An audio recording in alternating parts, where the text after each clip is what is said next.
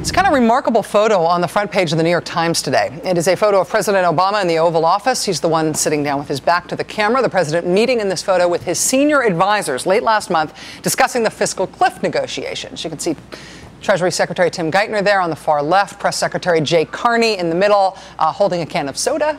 Basically, this is the whole fiscal cliff negotiation gang. The caption of the photo says this, quote, "The only woman facing the president was, look very closely, Valerie Jarrett."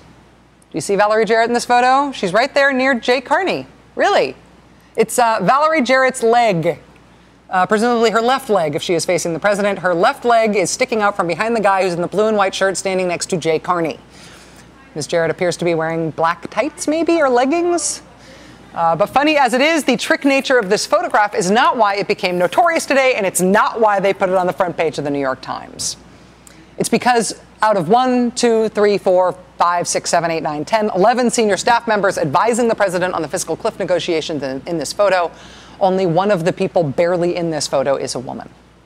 Last month, President Obama held a press conference to announce he's nominating Senator John Kerry to replace Hillary Clinton as Secretary of State. So John Kerry, not Susan Rice. Earlier this week, the president announcing that former Republican Senator Chuck Hagel was his pick to be the next Secretary of Defense. So Chuck Hagel and not, say, Michelle Flournoy, the very highly regarded former Undersecretary of Defense for Policy. No word yet on who President Obama has in mind to be his next Secretary of Labor, but Hilda Solis announced just this afternoon that she's handed in her resignation, so that's another woman gone from the cabinet. The White House going out of its way to stress today, right after the Solis announcement, exactly who in the cabinet plans to stay on at the start of the president's second term. They led their list with Health Secretary Kathleen Sebelius. Earlier this afternoon at the Daily Briefing, Jay Carney tried to tamp down Chuck Todd's questions about the lack of diversity in the president's second-term cabinet. Janet Napolitano is the Secretary of Homeland Security. A cabinet-level position, the UN ambassador. The U.S. ambassador to the United Nations is Susan Rice. Again, I could go through the list. This president has made 2 appointments to the Supreme Court, both of them women, and I think that his commitment to. You think it's an unfair charge? Well, I think that the record speaks for itself. Rosa Brooks has written a great column about this at Foreign Policy today. It's titled, "No Girls Allowed: Why the Obama Administration Needs Hormone Therapy." Rosa Brooks is a national security law professor at Georgetown. She spent 2 years working for Michelle Flournoy at the Pentagon. Rosa, it's great to see you. Thanks for your time. Glad to be here, Rachel. In terms of the raw numbers, the Obama administration is roughly equivalent to the Clinton administration in terms of female appointees. It is doing better than the Bush administration, but you feel like they're worthy of some criticism on this subject. Oh, well, I hold President Obama to a pretty high standard. I would like to think that after the 8 years of the Bush administration, we could do a little bit better than the Clinton administration, not just go back to the Clinton administration. Although I have to say, if I were Valerie Jarrett and I were about to go off the fiscal cliff, I would hide behind Jay Carney, too. On the specific issue of Michelle Flournoy's nomination, obviously you're not totally objective on this, having worked for Michelle Flournoy. She is highly regarded in Washington, not just by you, but by pretty much everybody in the defense establishment. Were you surprised that she didn't get the nod? Were you surprised that Chuck Hagel specifically did? I was surprised. I thought it was a fantastic opportunity for President Obama to make a historic gesture and nominate the first female Secretary of Defense.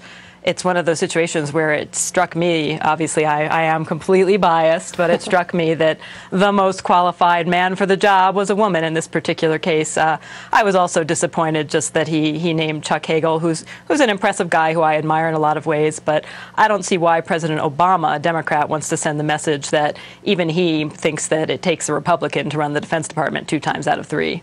In terms of Michelle Flournoy's role in the national security world, I mean, her job as Undersecretary at the Defense Department was itself an historically higher level of achievement for someone in the defense world. When she was there, and when she was there as such a highly regarded person, as a potential next Secretary of Defense, did it make a difference in the Pentagon? Did it make a difference in that setting to have a woman at that high level? Right.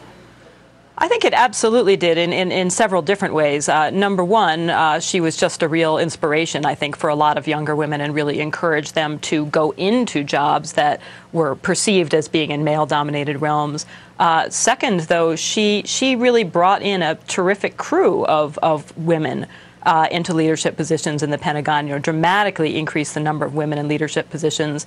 And I think people tend, when you think about your Rolodex, your virtual Rolodex, you tend to think of the people you know, and men tend to know more men, and maybe women tend to know more women. So getting a woman into that very high-ranking Pentagon post just meant that, it occurred to her in a way that might not have occurred to men to say, hey, I know somebody fantastic, it's Kath Hicks, I know somebody fantastic, it's Janine Davidson, and so forth, and bring in these great women.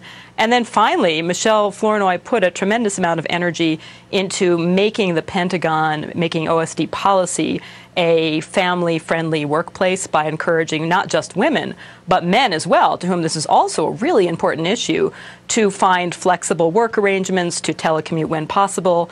And even in the Pentagon, where you're dealing with classified information a lot, we now have technologies that really do make that possible. And I think that having a leader who emphasized that from the top really did change the workplace culture. Is there a high-profile female appointment, particularly in the national security area, that you are looking for, that you think is reasonable to expect as the president continues to roll out his second-term administration?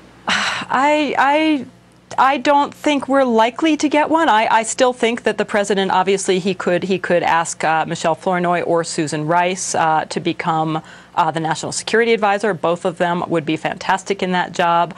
Likewise, he, depending on what happens with the position of Director of National Intelligence, if the current occupant stays or decides to go, that's another opportunity to appoint a woman, and there are some fantastic women in the intelligence community. So I think it could be done if he wants to make it a priority. I hope he will, but I don't expect it. Rose Brooks, Georgetown law professor, foreign policy columnist, former counselor to the Undersecretary of Defense, Michelle Flournoy. Rose, it's nice to see you. Thanks for being here. Thanks, Rachel. All right.